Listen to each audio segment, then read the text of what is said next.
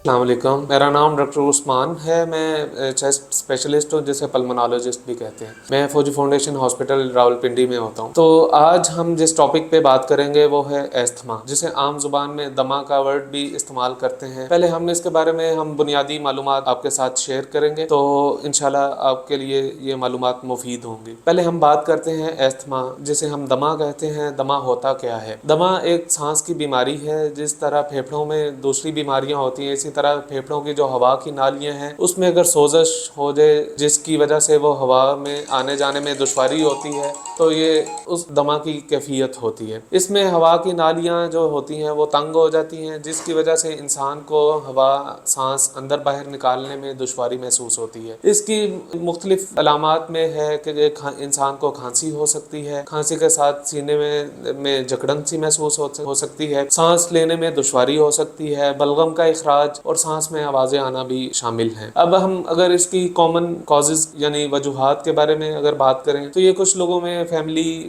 Genetically transmit ہوتی ہے، کچھ لوگوں میں ڈسٹ پولن الرجی وغیرہ ہوتی ہے، کچھ لوگوں میں فوڈ الرجنز اور اس طرح کے دیگر وجوہات کی وجہ سے ہو سکتا ہے۔ اب ہم اگر بات کریں کہ اس کے ساتھ ایسوسیٹڈ اور کیا رسک فیکٹرز ہو سکتے ہیں، فار ایگزامپل آج کل موٹاپا پاکستان میں زیادہ کامن ہے، جیسے اوبیسٹی ہم کہتے ہیں، اور معدے کی بیماریاں جیسے جس میں گیسٹرو اسوفیجل ریفلکس ڈیزیز ہوتی ہے، ڈسپیپسیا وغیرہ، اس کے ساتھ بھی یہ ایگراویٹ ہو سکتا ہے۔ اسی طرح پھر یہ پولن کے سیزن میں الرجی وغیرہ کی وجہ سے زیادہ بگڑ سکتا ہے۔ تو اب ہم اس کی تشخیص کی اگر بات کریں تو اسے تشخیص کیسے کیا جا سکتا ہے؟ کچھ بنیادی ٹیسٹ وغیرہ ہوتے ہیں، جیسا کہ چھاتی کا ایکس رے ہو گیا، یا پھر سانس کو ناپنے کے لیے کچھ لنگ فنکشن ٹیسٹ ہوتے ہیں، جیسے کہ اسپائرومیٹری وغیرہ ہے، پھر پیشنٹ کی ہسٹری اور ڈفرینٹ ایگزامینیشنز وغیرہ ہوتے ہیں۔ تو اب اس کی اگر ہم پریونشن اور ٹریٹمنٹ کی بات کریں تو جو کہ ہماری سوسائٹی میں مختلف قسم کے ابہام پائے جاتے ہیں کہ جی انہیلر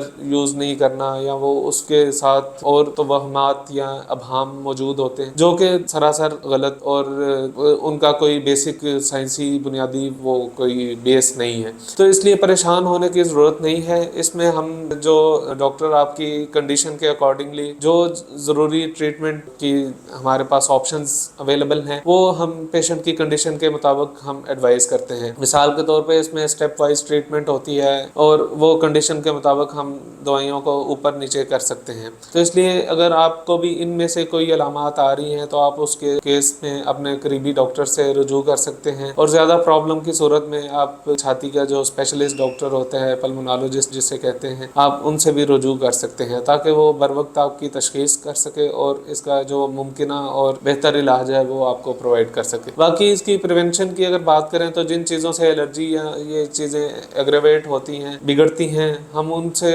اوائڈ کر سکتے ہیں۔ اپنی روزمرہ کی روٹین میں ہم ماسک کا استعمال کریں، پانی کا مطلوبہ مقدار جسم میں وہ پوری رکھیں، ڈسٹ سے پولن سے بچنے کے لیے اپنے ہوا جو باہر کی کھڑکیاں ہوادار ہیں ان کا تھوڑا سا ہم کم استعمال کر سکتے ہیں، اور اس طرح کی دوسری چیزیں ہیں جن کے استعمال سے ہم اپنے دمہ کو بہتر کنٹرول میں رکھ سکتے ہیں۔ شکریہ۔